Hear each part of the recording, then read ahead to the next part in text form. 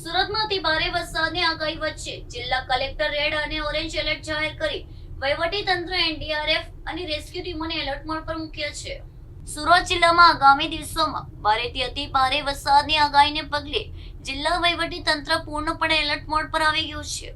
જિલ્લા કલેક્ટર તેજસ પરમારે આપેલા નિવેદન અનુસાર હવામાન વિભાગ દ્વારા 30 જુલાઈએ ઓરેન્જ અને 31 જુલાઈએ રેડ અને 1 ઓગસ્ટે ફરી ઓરેન્જ એલર્ટ જાહેર કરવામાં આવ્યું છે.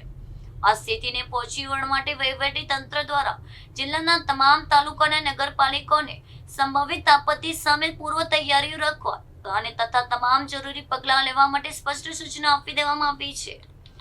કોઈપણ કટોકટીની સ્થિતિમાં નાગરિકોની સુરક્ષા સુનિશ્ચિત કરવા અને તાત્કાલિક રાહત બચાવ કામગીરી હાથ ધરી શકાય તે માટે સમગ્ર ટીમ સતર્કતાથી પરિસ્થિતિ પર સતત નજર રાખી રહી છે.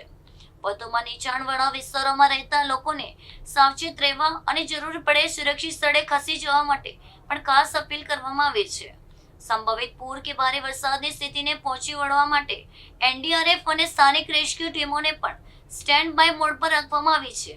કોઈ પણ ઇમરજન્સી સેવા માટે જિલ્લા કંટ્રોલ રૂમ 24 કલાક કાર્યરત કરી દેવાયો છે.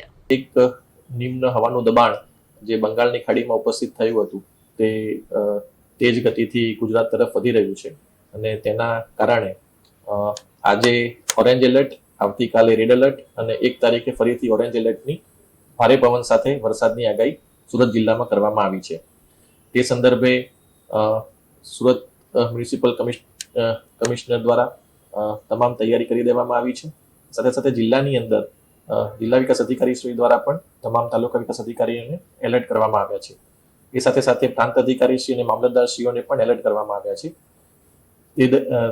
તે પૈકી નીચાણવાળા વિસ્તારોમાં જ્યાં પાણી ભરાવાની શક્યતા રહે છે ત્યાંથી સ્થળાંતર કરવા માટેની સૂચના આપવામાં આવી છે. સાથે સાથે આ વખતે ભારે પવન પણ સાથે આવવાની શક્યતા છે. તેથી જેટલા પણ લૂઝ સ્ટ્રક્ચર્સ છે તેને પણ ઉતારી દેવા માટે, હોર્ડિંગ્સ ઉતારી દેવા માટે તમામ નગરપાલિકાઓને પણ જાણ કરવામાં આવી છે. મારી ખાસ એક વિનંતી પશુપાલકોને છે કે આપના પશુઓને આપ બાંધીને રાખો છો, તેથી જ્યારે વધારે વરસાદ આવે અને પાણી ભરાય તો તેવા સમયે તેને તણાવવાની શક્યતા રહે છે.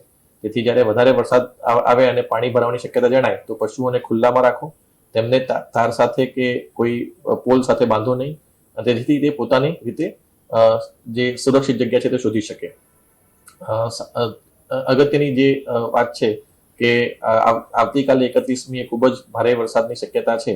તેથી તમામ નાગરિકોને મારી વિનંતી છે કે આપ સતત વેધર વોચ ઉપર નજર રાખતા રહો અને જે પણ આઈએમડીનો ફોરકાસ્ટ આવે છે તેને સતત જોતા રહો, જેથી જરૂરિયાત ના હોય તો તેવા સંજોગોમાં આપણે બહાર ના નીકળીએ. એટલે આપણે જે અત્યારે સમગ્ર તંત્ર દ્વારા તમામ તૈયારી કરી દેવામાં આવી છે, પરંતુ નાગરિકોને પણ મારી એ જ વિનંતી છે કે આપ પણ સચેત રહો અને સાવધાની પૂર્વક આપણે આ જે 2 દિવસ જે ભારે વરસાદની આગાહી છે તે દરમિયાન કોઈ પણ પ્રકારનો અનિચ્છનીય બનાવ ન બને તેની પણ આપણે સૌ તકેદારી રાખીએ. અત્યારે હાલ આપણે કોઈ જાહેરાત સ્કૂલ અને કોલેજ અથવા એના માટે નથી કરતા, પરંતુ આજે સાંજે જે પ્રમાણે પ્રેડિક્શન ફરીથી આવશે અને જે ફોરકાસ્ટ આવશે તે પ્રમાણે આપણે નિર્ણય કરવામાં આવશે.